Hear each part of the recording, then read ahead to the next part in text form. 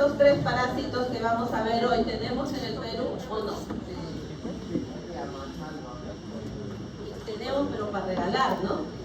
A ver, ¿qué nos puede decir usted de los 3 parásitos? ¿Algo nos puede decir? Tienen una prevalencia particularmente alta en zonas cálidas, porque bueno, en los parásitos tienen prevalencia en zonas, pero acá en este caso principalmente la selva, y se contagia por los vectores, y de hecho uno como el mal de Chagas, sus principales investigaciones fueron acá en Sudamérica. Miren, muy bien. ¿Qué es lo que tienen en común estas 3 enfermedades? Ya dijo su compañero. ¿Qué es lo que tienen en común? Y es lo que ustedes también han visto algunas bacterias. Y un vector de uno de estos parásitos también es común comparte con una bacteria. A ver, ¿saben cuál es? A ver, las 3 parasitosis que vamos a hacer en este momento, que vamos a hablar en este momento, se consideran enfermedades metaxénicas. ¿Qué es una enfermedad metaxénica? Ya les dije.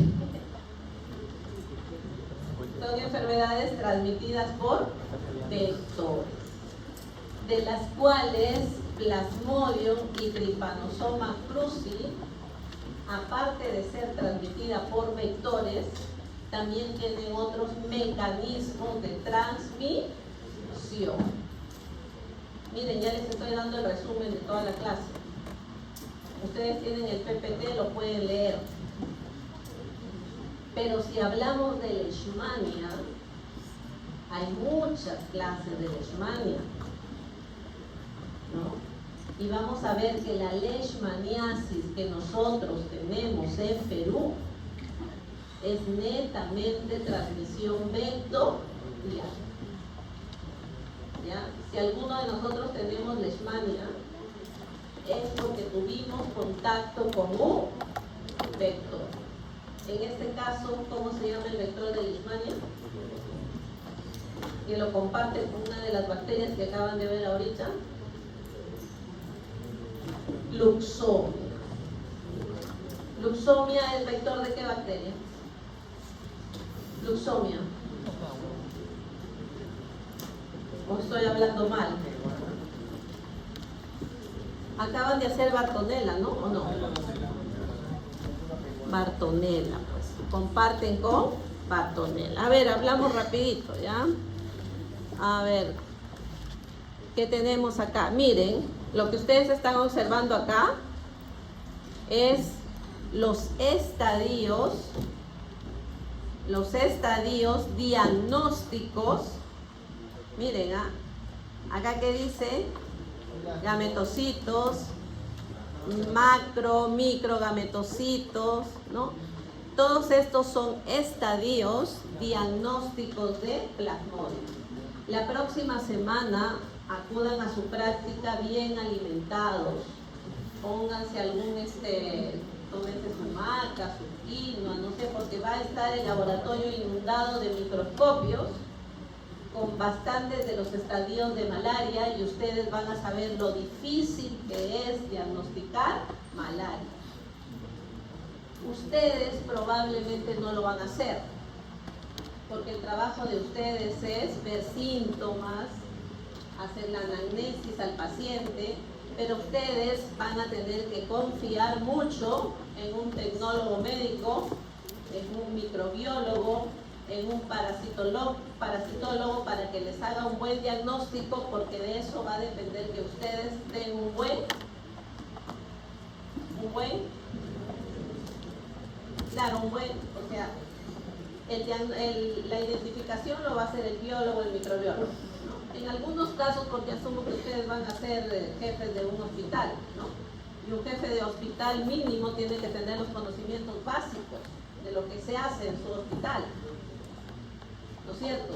El jefe de un hospital, si pasa algo malo ahí, le van a decir, miren, están diagnosticando mal malaria y por lo tanto los médicos están dando mal tratamiento.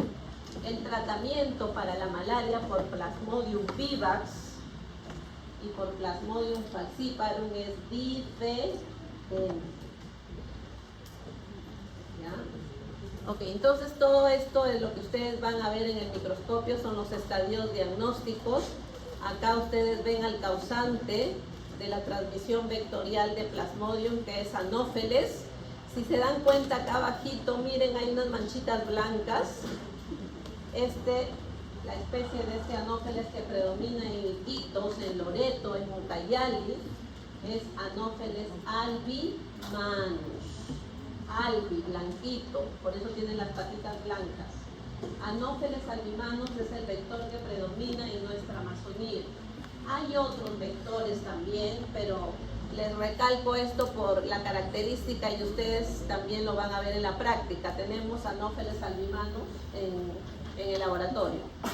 Miren lo que está acá al lado, es la metamorfosis que tiene Anopheles.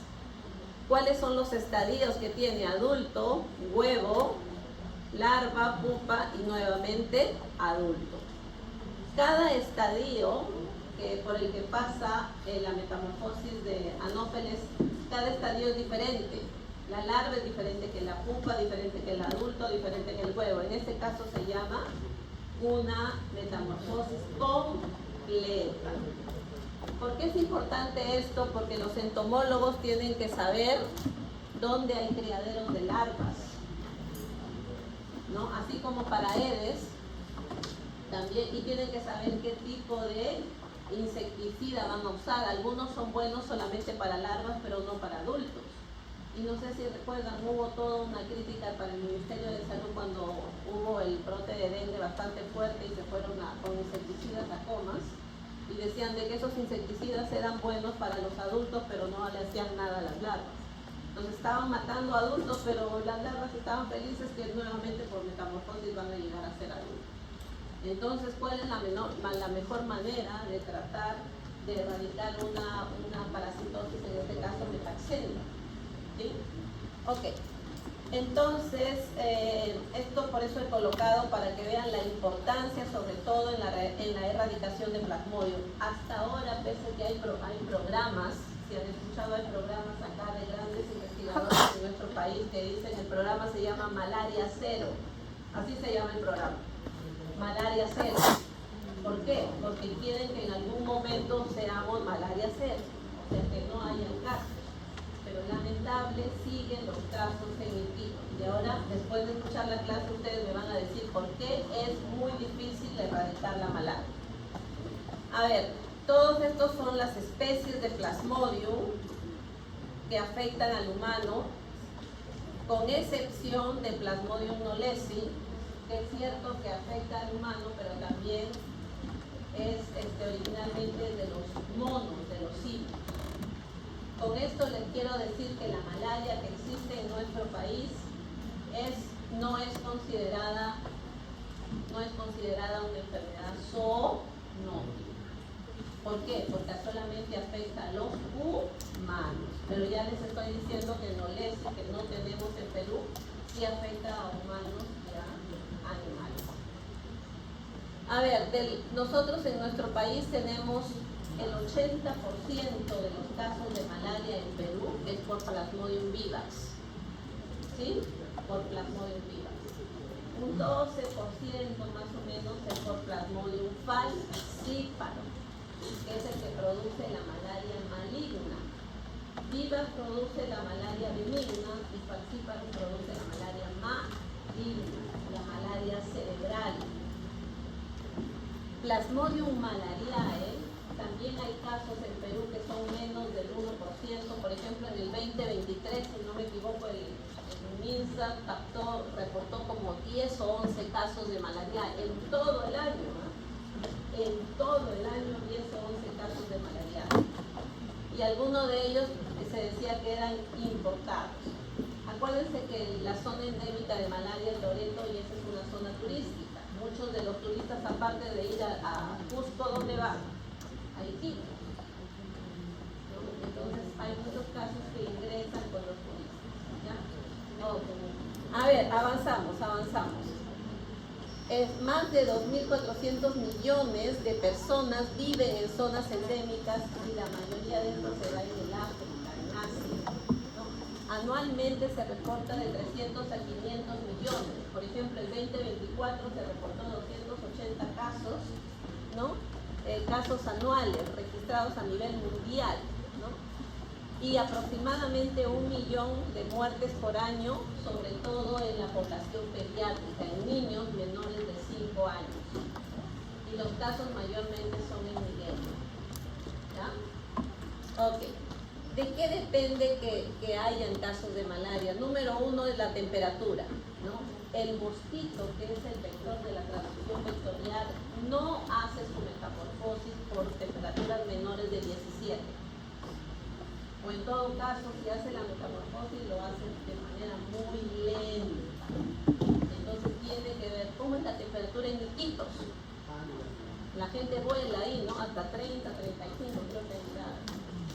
Entonces, a temperaturas menores de 17, la metamorfosis es prácticamente nula del mosquito. Otro es la altitud. Los vectores también tienen un rango hasta cuántos metros sobre el nivel del mar van a volar, ¿no? Usualmente están 700, 800 metros de altura y vuelan como 100, 200 metros. Hay algunos casos de anófeles que se les ha encontrado más, que supuestamente han volado más de su rango normal, digamos, pero usualmente también es porque los vientos los movilizan. ¿Y qué otra cosa más es importante? La humedad relativa, ¿no? Tiene que haber una humedad por mayor del 70%. Entonces, miren, todos estos son las razones por las cuales se puede dar la malaria a nivel vectorial. Pero vamos a ver ahora que, si bien es cierto, un mecanismo es la malaria por vectores, ¿no? Y básicamente la causante es la hembra. La hembra es la mala de la película, el macho no. La hembra es la que pica para llevarse hemoglobina, que va a ser importante para la producción de sus huevos. ¿Sí? La hembra es la causante de que se transmitan enfermedades. ¿Cuál es el estadio infectante? ¿Qué es lo que introduce la hembra al picar? Un estadio que se llama esporozoide. Esporozoide. Pero miren, acá al lado también dice transmisión no vectorial. Y uno de ellos es por transmisión sanguínea. Siempre yo recomiendo de que cuando algún familiar de nosotros necesita sangre para donar, ¿no? Que donemos sangre que sea alguien que conocemos, alguien del entorno cercano. La sangre que están en los bancos, bueno, han pasado un tamizaje, ¿no? Pero en casos de emergencias, bueno, hay que hacerlo, ¿no? Pero en bolsas de sangre se ha visto desde los estadios de malaria pueden sobrevivir ahí por lo menos 2 semanas a 4 grados, que es lo que están las bolsas de sangre. ¿Ya? Entonces puede haber una malaria por transfusión sanguínea, ¿no? Hay personas, a ver, les digo acá, todas las personas que tienen malaria necesariamente presentan síntomas. ¿Y cuáles son esos síntomas? ¿En qué se van a basar ustedes para decir que su paciente tiene malaria? ¿Y qué prueba diagnóstica le van a solicitar? Todas las personas con malaria tendrán síntomas, señorita. ¿Qué dice usted? A ver, lancemos una moneda y a ver cómo sale. No, jóvenes. En Iquitos, bueno, no me quiero arriesgar a decir porcentajes, pero es probable de que el 50% que tiene los plasmodios tenga síntomas y el otro 50% que también tiene no tenga síntomas. He tenido la oportunidad de trabajar en proyectos de investigación en malaria, en la cual las enfermeras se iban a las casas porque hacían un mapeo de zonas de Iquitos, ¿no? Y decían, acá hay 200 casas, ya esta casa se llama casa 1, esta se llama casa 2, casa 3, casa 4, así se hacen los proyectos de investigación. Y resulta que en la casa 1 hay un señor con dolor de cabeza, con escalofríos, con sudoración, todo. Le sacan su muestra, ¿no? Ya vamos a ver que el método diagnóstico cuál es. Y lo llevan al laboratorio y tiene plasmodio. Pero aparte del señor, también el proyecto quiere decir tomar muestra a todos los integrantes de la familia. En esta casa 1 viven 10 personas, 2 tienen síntomas y las 8 no, pero se les toma los 10. ¿Qué nos encontramos? De que efectivamente los 2 con síntomas tienen los estadios, pero hay dos más que también tienen, pero están súper felices. Eso se llaman los asintomáticos. ¿Quiénes son los responsables, los más importantes en la transmisión? Son los asintomáticos. Porque si yo tengo síntomas, me voy a la posta, me voy al hospital para que me hagan un diagnóstico y me traten, pero como yo no tengo síntomas, estoy yéndome a trabajar en la agricultura, en la pesca, todas esas actividades desarrollan nuestros hermanos de la Amazonía. Y cuando estoy yendo, ¿ve qué pasa? Hay anófeles que me están picando. Y cuando me están picando, se están llevando los estadios infectantes que yo tengo en mi sangre. ¿Se entiende? ¿Correcto? Ok. Y ya, entonces, bueno, les hablé un poco de eso que iba más adelante. Otra de las maneras de transmisión, aparte de la transfusión sanguínea, es transplacentaria. Mujeres con malaria pueden infectar a su bebé, ¿no? Y en algunos casos hasta el bebé pueden morir, digamos, ¿no? También es por compartir jeringas, no en drogadicción. Entonces, sabemos en este momento que la malaria es de transmisión vectorial y de transmisión no vectorial, y que no todas las personas que tienen malaria presentan síntomas. Acá está el ciclo, no es nada difícil, así es que no se vayan a asustar. Una parte del ciclo se da en la persona, que hemos dicho de que el plasmodio solamente afecta al humano, excepto no leche, ya les expliqué, pero lo que vamos a hablar ahora es ahorita de la malaria en el humano. Miren, en el humano, ya dijimos que en el humano se infecta cuando le pica un zancudito e ingresa el esporozoito, ¿correcto? Ese esporozoito cuando ingresa se va al hígado, hace un ciclo exoeritrocítico. A ver, ¿me escuchan? Va al hígado y en el hígado se van a surgir lo que se llama los esquizontes tisulares, que van a formar muchos merozoitos. Cada puntito es un merozoito, ¿lo ven? Este hígado va a estar cargado de esquizontes con merozoitos que ya no va a soportar más y se va a romper ese esquizonte. ¿Qué van a salir? Los merozoitos. Acá ya salieron. Estos merozoitos, ¿dónde se van a dirigir? A los glóbulos rojos. Y en los glóbulos rojos ya se van a empezar a formar los trofozoitos jóvenes. Miren, un núcleo rojito y su citoplasma, trofozoitos jóvenes, adultos, esquizontes nuevamente. Se rompe el esquizonte e infecta otro nuevo glóbulo rojo. Este ciclo, en el caso de vivas, falciparum y malaria, se da cada 48 horas.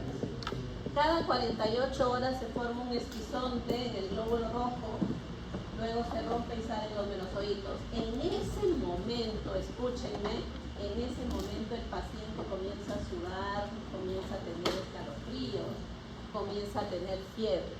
Todo eso se llama el paroxismo malario. En ese momento se ha roto y están todos los estadios en la sangre. Ese es un ideal momento para tomarle una muestra de sangre y hacer un frotis en la lámina. ¿Ya? Entonces, ¿qué es un paroxismo malárico? Es la fiebre, ¿no? Los escalofríos, cefalea también que tienen, porque se ha roto un esquizonte y han salido muchos merozoitos a infectar varios glóbulos, ¿no? Acá. Ok. Hay otros merozoitos que ingresaron a infectar al glóbulo, pero en paralelo formaron gametocitos. Miren, los gametocitos de vivas, de malaria y de ovales son redonditos. Lo ven acá redonditos, y en falciparum son como platanitos. Esto en este momento es cuando se acaba el ciclo de malaria en el humano. ¿Cuál es el estadio final del plasmodio en el humano? La formación de los gametocitos. Esto es lo que yo les menciono que pasa en hijitos. Hay personas que tienen todo este ciclo, pero no hacen síntomas, pero tienen gametocitos en su sangre y ahí está picando para que continúe el ciclo que tiene que pasar. Pica un mosquito a este señor, a Juanito, este se llama Juanito, pica el mosquito a Juanito y le lleva los gametocitos en sus glándulas salivales.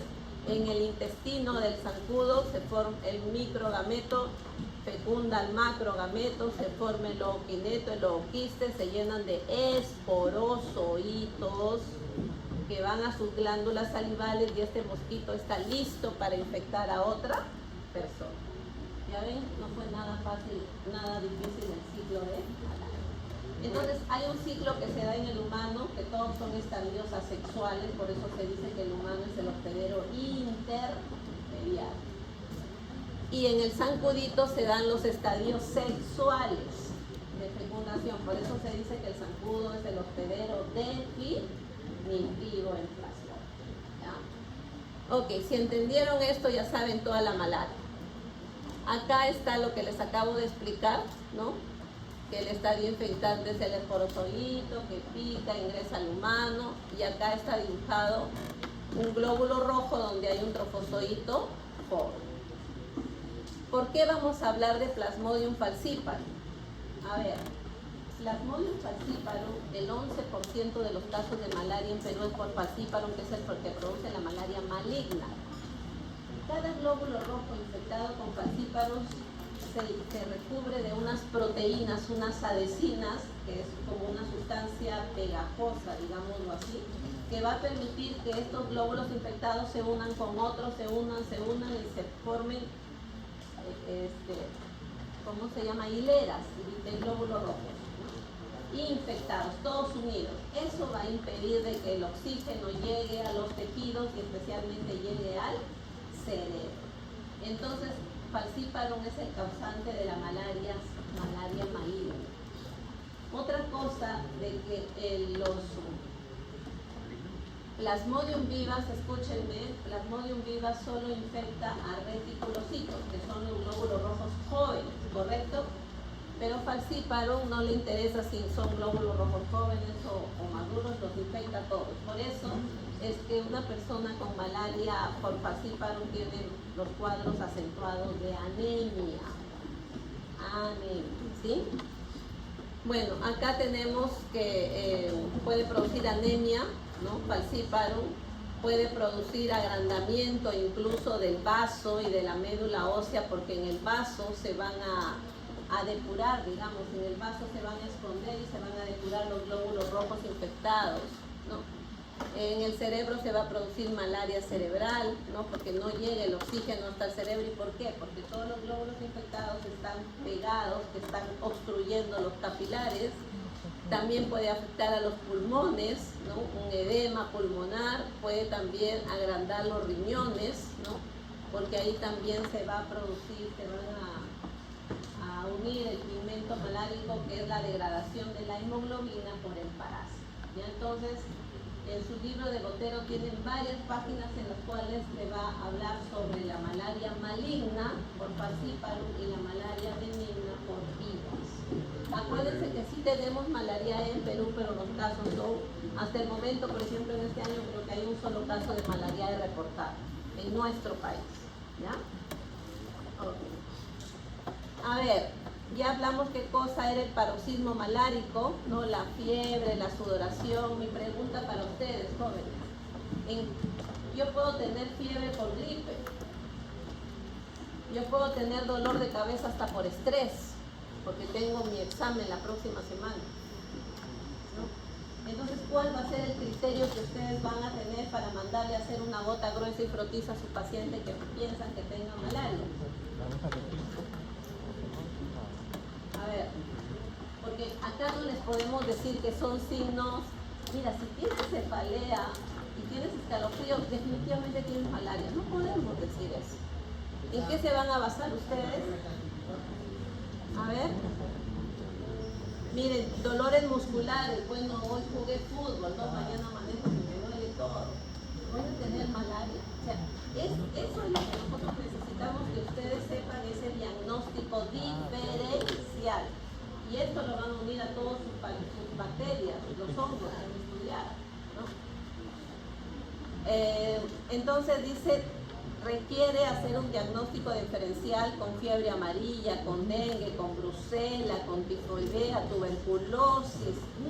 Miren todo el trabajo y toda la importancia que nosotros le damos a que ustedes sean buenos médicos. A ver, ¿qué se le ocurre, señorita? Llega un paciente a su consultorio con fiebre, sudoración, cefalea, le duele todo su cuerpo, no puede ni caminar. ¿Qué le dice, señorita? A ver.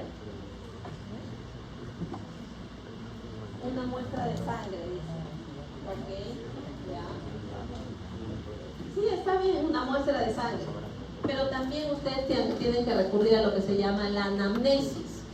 Le dice el señor, le dice, pero usted ha estado acá en Lima. Sí, yo no me he movido para nada de Lima, yo trabajo en construcción civil. Pero desde hace 2 días estoy con fiebre. Ustedes van a sospechar que ese señor tiene malaria. Ha estado acá, trabaja en construcción civil. ¿Me entiendes? Pero de repente come afuera, no sé, entonces yo puedo sospechar hasta de una tifoidea, de repente porque ha tenido diarrea, porque está defecando con sangre, entonces se dan cuenta todos los signos y síntomas. Pero este señor le dice que no, que por motivos de trabajo estuvo la semana pasada en Iquitos, no porque era visitador médico. Uy, no, ahí la cosa cambia. Puede ser malaria, puede ser, no sé, fiebre amarilla, leptospira, de repente dengue también. Acuérdense que ustedes no pueden mandar a hacer un análisis a una persona de 10, 11, 20 pruebas. Yo no tengo plata para hacerme todas esas pruebas. Entonces ustedes tienen que encontrar algo que les permita dirigirse al diagnóstico. Ok, entonces acá tenemos, miren, esta es la gota gruesa, le saco del dedo medio del paciente o del pabellón de la orejita una gotita y le pongo en una lámina. Y con la otra esquinita de otra lámina hago un redondito. Esa es la gota gruesa, ¿no? Y agarro, o sea, de un poquito de sangre que me queda de acá, hago en la misma lámina. Puedo hacer el frotis acá, bueno, está en 2 láminas diferentes, pero en realidad acá se explica mejor, miren. De acá de la gota gruesa jalo un poquito y hago un frotis. Entonces en la misma lámina yo tengo una gota gruesa en la parte superior y en la otra un frotis. ¿Qué es lo que lee primero el microbiólogo? La gota gruesa, porque hay mayor cantidad de sangre y ahí tiene que ser experto para poder diferenciar los estadios. Súper difícil leer malaria, bien difícil, hay que tener entrenamiento. Después que yo leo la gota gruesa, ya leo el frotis. ¿Para qué? Para ver los glóbulos rojos bien bonitos, diferenciados y poder ver las estructuras que hay, como estas, por ejemplo, ¿no? En Plasmodium vivas, ¿cómo se ve el trofozoito joven? El trofozoito adulto, el esquizonte, ¿cómo se llaman estas bolitas? Merozoitos, y luego se forman los gametocitos.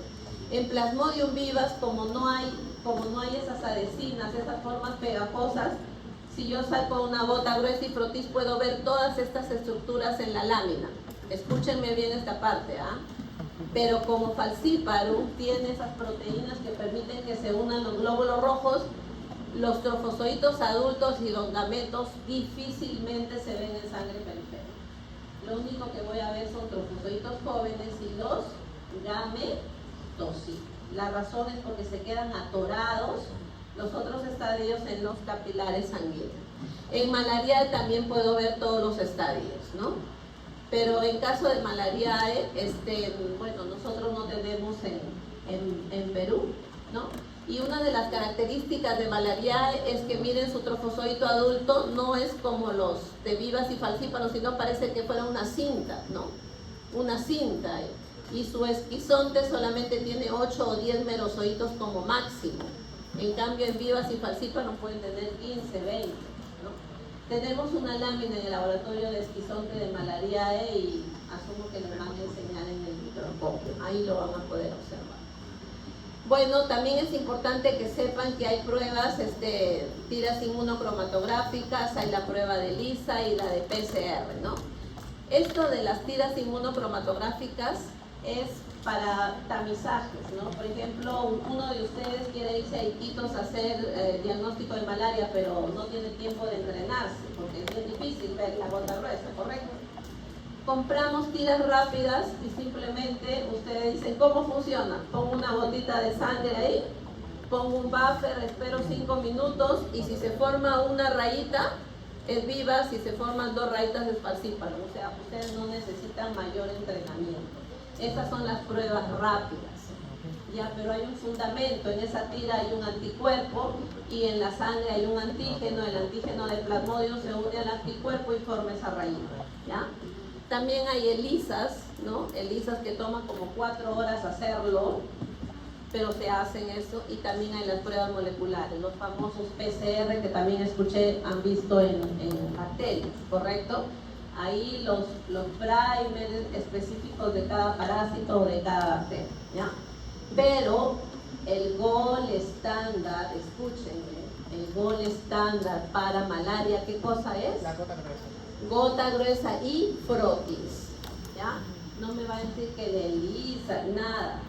Esos son anexos, digamos, pero el gol estándar es gota gruesa y frotis. O sea, que ustedes tienen un paciente de Iquitos que llega a su consulta, ustedes sospechan malaria, que se vaya a hacerse su gota gruesa y frotis. Salió negativo. A ver, salió negativo, ¿qué hacen? Pues, a ver, tienen que encontrar algún síntoma, signo de que les permita decir de repente es leucopenia, de repente es fiebre amarilla. ¿Qué pruebas hay para fiebre amarilla? ¿Cómo se diagnostica? ¿Qué muestra biológica se pide? ¿No?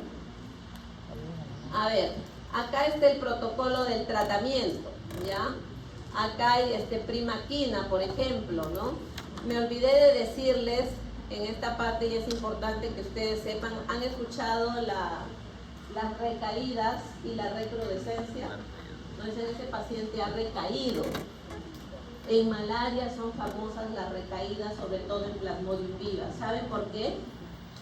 ¿Se acuerdan de acá del esquizonte que se forma en el hígado y salen los merozoitos a infectar otros glóbulos rojos? Hay algunos merozoitos que son flojos, como quizás alguno de nosotros, que son dormilones, como quizás alguno de nosotros. ¿Y qué pasa? Se quedan durmiendo en el hígado. ¿Y saben después de cuántos años se despiertan? 5 años. Esta es la razón por la cual personas que ya en este momento no están en zonas endémicas presentan cuadros de malaria. ¿Por qué? Porque hace 5 años estuvieron en una zona endémica, desarrollaron un esquizonte en el hígado, pero algunos de esos merozoitos, que en este caso se llama ignozoitos con HIP, ignozoitos, se quedaron durmiendo, ¿ya? Eso es importante que sepan, que en vivas y en ovales están los ignozoitos, que son los causantes de la recaídas, ¿ya? ¿Y qué cosa será una recrudescencia en malaria? ¿Empeoramiento de la enfermedad? ¿Perdón? ¿Por el empeorar de la enfermedad? Claro, una recrudescencia puede ser, por ejemplo, ustedes le dicen al paciente, ya, usted durante 2 semanas va a tomar este fármaco en la mañana, en la tarde, en la noche, pero el señor, como ya en 3 días ya se sintió bien, y como es caro, el medicamento ya no lo compra. No, ya estoy bien ya. Entonces ahí es donde puede generar también una resistencia o una recrudescencia. La malaria se vuelve más agresiva, ¿ya? Ok, a ver, hasta ahí todo lo que es malaria, ustedes complementan con lo de su libro. Ahora vamos a ver la enfermedad de Chagas o la tripanosomiasis americana. Lo que ustedes están viendo acá es el vector. ¿Cómo se llama el vector? Que es como una cucaracha, todos conocemos la cucaracha, ¿no? Algunos salimos corriendo cuando vemos una cucaracha. ¿Qué tamaño tiene una cucaracha adulta?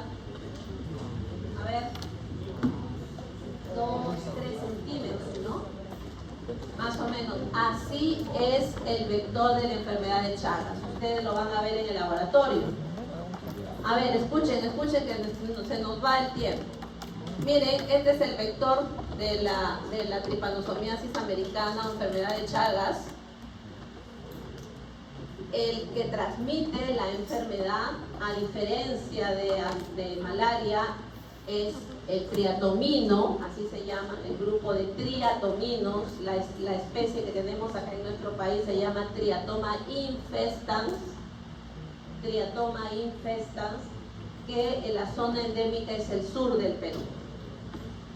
¿Qué zonas? A ver, ¿hay algún arequipeño acá? ¿Hay algún arequipeño? ¿Hay alguno de Moquegua por acá? ¿Ha escuchado? A ver, señorita, cuéntenos. ¿Ha escuchado usted en Arequipa la enfermedad de Chagas?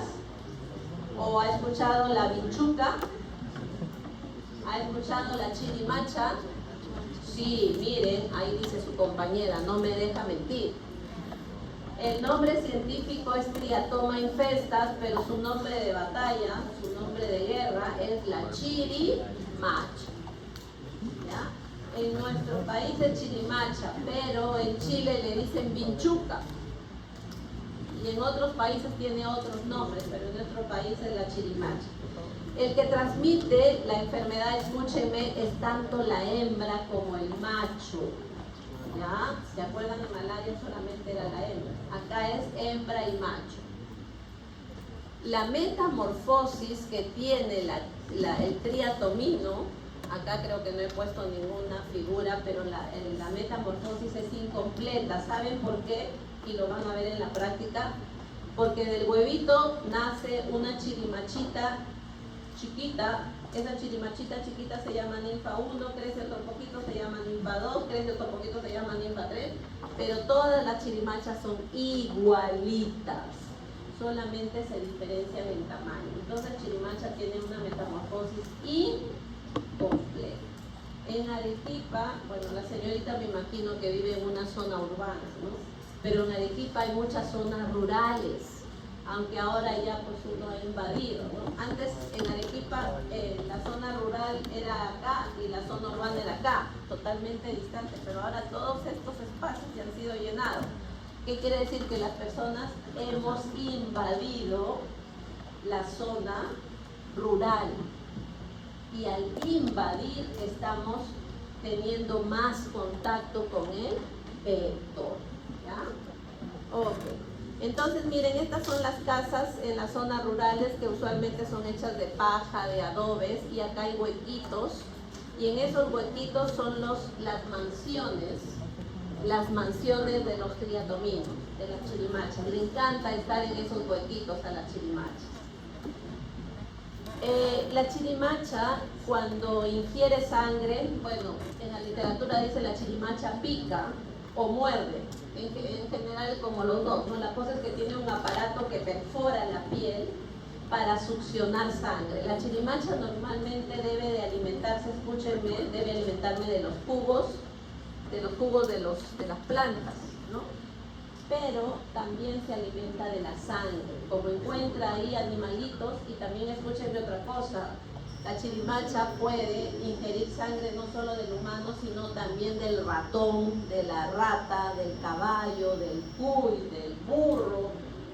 Entonces todos estos animalitos que acabo de decir ahorita también son los reservorios de Trypanosoma cruzi, que es el parásito que ocasiona la enfermedad de Chagas, ¿ya? ¿Y saben cuál es el reservorio principal de Trypanosoma cruzi en Arequipa? A ver, señorita, cuénteme. Hay mucha gente que cría cuyes en Arequipa, ¿sí? Porque el cuy chartado, el cuy es riquísimo, frito, con su salsita, su papa guisada, lo máximo, a mí me encanta. Entonces, y la gente cría cuyes debajo de su cocina, ¿no? Y al lado hay los triatominos. Entonces el triatoma está alimentándose de la sangre del cuy, lo está infectando al pobre cuy, y de ahí comienza el ciclo. Entonces el mayor reservorio de Trypanosoma cruzi en nuestra Arequipa querida son los cuyes, y eso lo sé por un trabajo de investigación en el que pude participar y analizaba la sangre de los cuyes, ¿ah? ¿Y saben cuál es el reservorio en Bolivia? Que es una zona donde hay muchos casos de Chaga. En nuestro país, si ustedes se ponen en el mapa del MINSA, son pocos los casos, creo que 20 casos al año reportan, pero en Bolivia, en Santa Cruz, el 30% de la población en general en Bolivia y de determinada zona tiene anticuerpos para Trypanosoma. ¿Qué quiere decir tener anticuerpos para Trypanosoma? Que ha estado expuesto al parásito. Antes de que me olvide, perdón que hable todo porque ya se nos va el tiempo, ustedes tienen que complementar con su literatura. Si alguno de ustedes va a donar sangre, la enfermedad de Chagas es una que entra en el tamizaje. Si salen positivos, no donan sangre toda su vida. No es que ya me curo, pero el otro año ya estoy sano y ya dono sangre. No, señores. la enfermedad de Chagas, cuando uno ya está infectado, lo va a tener de manera crónica toda la vida. Así es que hay que cuidarnos. Nuestros hermanos arequipeños se tienen que cuidar, si no, nunca van a poder donar sangre. ¿Ya? Igual que en malaria, pero en malaria sí, por un tratamiento uno puede negativizarse, ¿no? Pero en Chagas no, es por toda la vida. ¿Ya? Entonces, acordémonos, no que tengo hemoglobina de 15, de 16, que soy robusto, que hago ejercicio, me voy a... Nada, no me interesa. Usted es positivo a Chagas y usted no dona sangre. ¿Ya? A ver, ya miren, este es el parásito hemático y tisular, está en la sangre y está en los tejidos. Causa la infección parasitaria, pero esta sí es considerada enfermedad zoonótica. ¿Sí? ¿Por qué es considerada enfermedad zoonótica? Porque le puede dar al humano y también a los animales. Malaria. ¿Ah? A ver, este es el vector. Miren, acá tenemos ahora en nuestra región de Arequipa y Moquegua se reportan pocos casos, pero triatomas jóvenes hay en Cajamarca. A ver, un hermano cajamarquino, mis padres han sido cajamarquinos, a mucha honra. En Cajamarca hay triatomas, pero son otros géneros, otras especies. Y también se han reportado casos de enfermedad de Chagas en Cajamarca, pero mínimos, ¿no? Miren, en el sur está triatoma, en la parte de Oxapampa, por ahí está Pastrongylus, en la parte de Cajamarca está Rhodnius, y acuérdense, estos triatominos son intradomiciliarios, pero también son extradomiciliarios. O sea, no nos salvamos. Están dentro de nuestra casa, pero también están afuera. A ver, ¿cuál es el órgano, no? ¿Cuál es el tropismo que tiene este parásito? ¿Dónde le encanta estar? En el tejido cardíaco y también en el tubo digestivo. Entonces causa lo que se llaman las cardiomiopatías. A ver si alguno de ustedes está interesado en hacer una prueba serológica, porque ya les digo que el diagnóstico de Chagas, escúchenme, así como en malaria es gota gruesa y protis, en Chagas es serología, pruebas inmunológicas, un ELISA, un Western blot. ¿Por qué? Porque mayormente está en fase crónica, ¿ya? Pero, a ver, con asterisco, apunten en su tablet, donde tengan, también hay el Chagas congénito.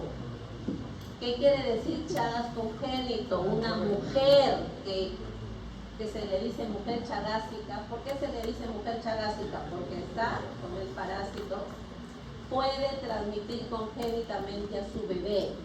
En esos casos, escúchenme, en esos casos sí, como una mujer siempre durante la gestación va a su análisis, ¿no? Cada 2 meses, 3 meses, y ustedes ven que tiene títulos, que es positiva Chagas, lo que ustedes deben hacer es que en el momento de nacer se le saca una gotita de sangre del cordón umbilical y se le hace un frotis. En esos casos sí. En congénito sí, porque el parásito va a estar en la sangre feliz de la vida y ustedes lo pueden captar en un frotis sanguíneo. Entonces, para Chagas congénito sí funciona un examen directo, un frotis sanguíneo, pero Chagas crónico tiene que ser prueba serológica, o sea, formación de anticuerpos. ¿Ya? Ok, entonces afecta en Bolivia, ¿no? Que hay muchos casos. Como era algo de 50-60% de personas con problemas cardíacos era serología positiva, ¿ya? Y cuando y algunos de ellos lamentablemente fallecían, se les hacía un PCR para confirmar y se habían muerto por cardiomiopatía chagásica. Salían positivos al PCR para Trypanosoma tuberculosis. Ok, hay transmisión vectorial entonces. ¿Cuál es el estadio infectante? ¿Cómo nos infectamos? Miren, cuando la chilimacha ingiere sangre va a defecar. Esa es una de las características que tiene la chilimacha. Es mal educada, ¿no? O sea, ingiere sangre y al mismo tiempo defeca. Vamos a ver eso en el ciclo. Entonces, el estadio infectante no va a estar en la probóscide, ya vamos a ver dónde va a estar, ¿no? Pero es importante que ustedes sepan que aparte de transmisión vectorial, igual que en malaria, también hay una transmisión no vectorial. Acá sí, ojo, por transfusión sanguínea, por trasplante de órganos, se puede adquirir, ¿no? Y en Iquitos, bueno, también hay casos en nuestra Amazonía. Ustedes saben que hay zonas en nuestro país donde se hace el masato, ¿no? ¿Cómo se hace el masato? La fruta, ¿no? Se deja fermentar, pero hay personas que lo dejan eso al parecer sin taparlo. Ahí vienen los triatomas, defecan ahí en esa fruta y uno puede ingerir y en esas heces está el estadio infectante. Entonces también hay transmisión oral de la enfermedad de Chagas. En Brasil, escúchenme, Brasil, los que han visitado, hay una fruta parecida a la uva o la cereza, me parece que se llama el azaí, el acaí o el azaí. Pues ahí hay muchos triatomas que están merodeando esos frutales y están defecando en las frutas. Si eso no se lava bien, la gente está adquiriendo la enfermedad de Chagas vía oral al comer alguna de esas frutas, el azaí. ¿Ya? Ahorita vemos entonces el ciclo. Y ya les dije que había transmisión congénita. Lo importante acá, miren, puede producir abortos, pero no produce malformación. Esto es interesante porque se acuerdan cuando hicimos toxoplasma, cuando había transmisión congénita, el niñito nacía con hidrocefalia o con coriorretinitis, había malformaciones. En Chagas no. Miren, uno de ustedes va a ser ginecóloga o ginecóloga, va a tener probablemente algún caso de Chagas. El niñito nace feliz de la vida. El niñito nace el niño más hermoso del mundo. Así hay casos de Chagas, ¿ya? Entonces ustedes tienen que ver cómo lo van a poder detectar. Hay estadio de amastigote que está en los tejidos, hay estadio de epimastigote que está en el tubo digestivo del vector y hay estadio de tripomastigote que está en la sangre, ¿ya? A ver si me escuchan. Estos son los 3 estadios que tiene Trypanosoma cruzi. Amastigote en tejidos, tripomastigote en la sangre y el epimastigote solamente va a estar en el vector, nunca va a estar en el humano. ¿Cómo nos infectamos? Miren, esta chirimacha malcriada, este triatoma infesta malcriado, ha ingerido sangre, usualmente de la cara, pero al momento de ingerir defeca. Entonces, ¿dónde está el estadio infectante? ¿Está en la probóscide, en la parte anterior? No, sino está en las heces de la chirimacha. Pero como me ha picado, digamos, yo me rasco. Y cuando me rasco, ingresa. ¿Ya? Eso tengan mucho cuidado. Siempre es una pregunta del examen que ustedes dan para hacer su serú. Y siempre dicen que el mecanismo de transmisión es la picadura. No es la picadura. ¿Ya? Es el contacto con las heces de una chirimacha infectada. Miren, ingresa el tripomastigote metacíclico, así se llama el estadio infectante que está en las heces, tripomastigote metacíclico, así se llama. Ingresa y se va a los tejidos, ahí se convierte en amastigote, cada bolita es un amastigote. Luego estos amastigotes crecen tanto que salen al torrente sanguíneo y se convierten en tripomastigotes. Y luego estos tripomastigotes van a ser el estadio infectante para una chirimacha. Esta chirimacha ingiere sangre de esta persona y se lleva los tripomastigotes sanguíneos. En el tubo digestivo se forman los epimastigotes, ¿se acuerdan? Que se reproducen.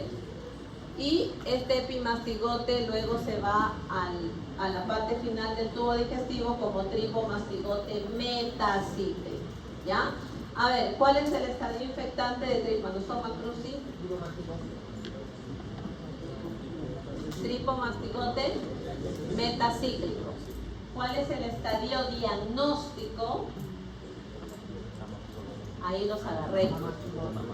Amastigote, claro, pero el amastigote ¿dónde está? Está en mi tubo digestivo, está en mi tejido, está en mi corazón. O sea, ¿qué hacen ustedes? ¿Biopsian al paciente? No. le rompen acá y le sacan un pedacito de corazón para buscarlo.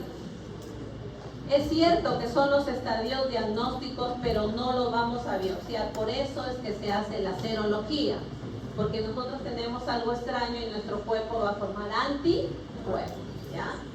Ok. Bueno, en modelos animales yo trabajo en un proyecto de investigación, colaboro en un proyecto de investigación de Chagas y lo que hacemos es infectar a ratas. Pobrecitas las ratitas. Las infectamos a las ratas y luego de 3 a 4 meses que hay una fase crónica, a estas sí, a las pobres sí las biopsiamos, pues sí las matamos. Y ahí sí vemos por cortes histológicos que están en el tubo digestivo o que están en su corazón. Pero eso no vamos a hacer en humanos, por eso que en humanos, una vez más, repito, es serología. Ok, entonces repasan por favor el ciclo biológico, pero también lo tengo acá escrito para evitarles la fatiga. Ahí está, ¿no? Una preguntita, a ver, una curiosidad. ¿Por qué una chirimacha cuando ingiere sangre defeca? ¿Por qué es malcriada la chirimacha? A ver, acá tiene una idea. ¿Por qué? Porque su estómago es muy pequeño, no aguanta tener las... Bueno, mejor dicho, su digestión es muy Oh, pequeña. ya, caliente. Su compañero dice porque su estómago es muy pequeño, ya, puede ser. ¿Saben qué? Una chirimacha cuando tiene la oportunidad de comer, come desesperadamente. Así como cuando nosotros vamos a un buffet, como vamos a pagar 40 soles, comemos para toda la semana, ¿no? Entonces la chirimacha come, pero para seguir comiendo, ¿qué tiene que hacer? Vaciar el estómago. Por eso es que defeca. Y cuando defeca, ahí es donde está el estadio infectado. Pero les cuento, en Estados Unidos, que es, no hay muchos casos de Chagas, hay un triatomino que es súper educado, es que es un triatomino gringo, pues, ¿no? Entonces, hay un triatomino que cuando come no defeca. Entonces ahí dijeron, pero ¿cómo? En Estados Unidos no hay Chagas, pero sí hay el vector. ¿Por qué? Porque el vector defeca, pero defeca mucho después. Cuando ya nosotros ya nos hemos despertado, ya hemos matado, ¿ya? Ok, ese es para su libro. Ok, chagoma, ¿qué cosa es chagoma? Cuando el triatomino tiene contacto en mi piel y por ahí ingresa el tripomastigote metacíclico, puede ser en mi codo, en mi brazo, en mi pierna, esto es chagoma, ¿no? Pero cuando tiene contacto y está usualmente pues a nivel de mi conjuntiva, miren, los arequipeños, a ver si la señorita de Arequipa averigua eso, por ahí una curiosidad. Si en Arequipa un médico ve una persona así, se le prende el foco al toque. Pero si acá ustedes ven una persona así, no, le dicen, estás con orzuelo, ¿no? Me dejo entender por zonas donde se da la enfermedad. Ok, entonces averiguan bien, leen bien qué cosa es chagoma y qué cosa es signo de Román, ¿ya? A ver, hay fase aguda, ¿no? Hay fase crónica. Miren, el 70% puede tener fase crónica, 20% puede repercutir en cardíaco y 10 nada más.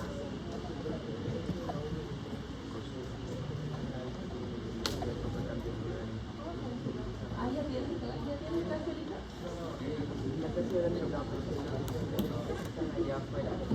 Ya, solamente 5 minutos. Ya, 5 minutitos. Ok. Ya, a ver, ya hablamos del tropismo que tenían para el tubo digestivo y para lo cardíaco. Este es un Chagas congénito. El 90% de los Chagas congénitos pueden ser tratados. Benmidazol y nifurtimol son los fármacos que se dan para esto. Miren acá, esto es importante, ¿no? Una persona con Chagas, si sale en diagnóstico parasitológico positivo, ustedes tienen que darle tratamiento. Pero si sale negativo, tienen que hacerle un seguimiento por 9 meses, porque acuérdense de que si está en la sangre, el tripomastigote puede estar en pequeña cantidad, ¿ya? Entonces, básico es hacerle un seguimiento al paciente. En fase aguda, los exámenes directos funcionan, pero en fase crónica siempre tiene que hacer serología, no van a biopsiar al paciente, ¿no? Hay varios métodos de serología. Miren, hasta un ratoncito se le va a infectar con el parásito Ya, les cuento de que en Europa hay casos de Chagas, pero no son por transmisión vectorial, sino es por transfusión sanguínea o por trasplante de órganos, ¿ya? A ver, este es el último parásito, Leishmania. Leishmania, miren las heridas que produce Leishmania, leishmaniasis cutánea o leishmaniasis mucocutánea.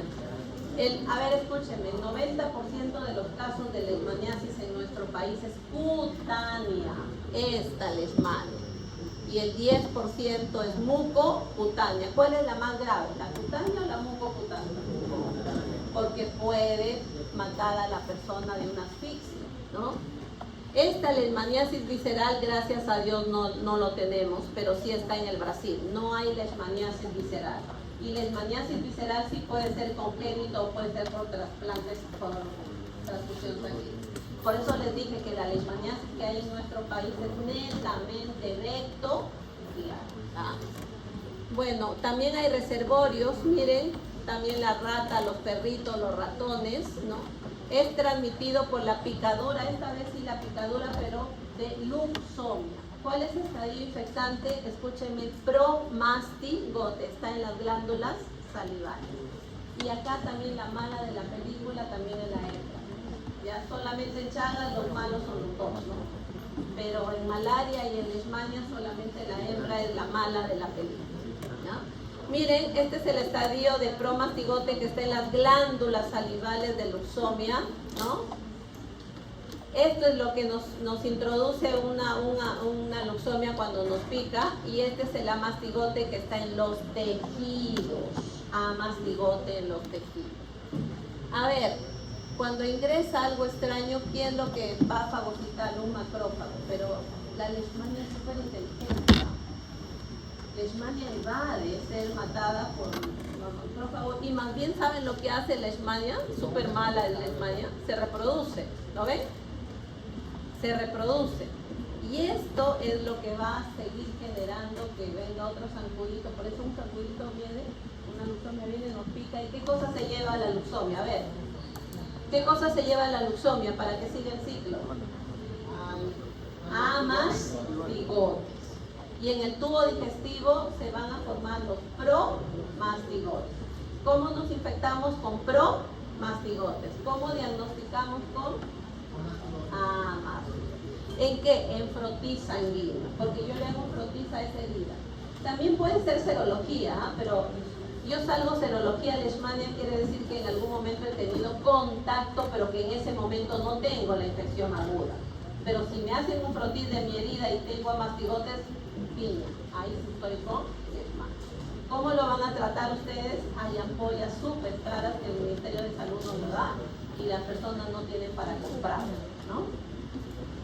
Miren, esta es la cutánea, la mucocutánea que ya vimos hace un rato.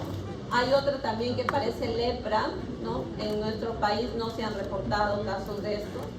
Leishmaniasis visceral, que no lo tenemos en Perú, y la tarea de ustedes es qué tendría que pasar en Perú para que haya leishmaniasis visceral y por qué no hay ahorita.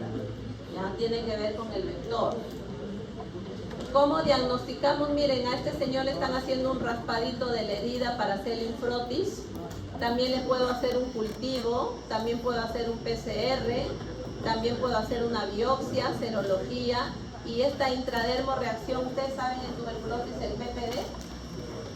¿No? Si sale una ronchita, yo he tenido contacto con tuberculosis, pues algo similar es en leishmania. Una prueba que se llama intradermorreacción de Montenegro es similar al PPD de tuberculosis.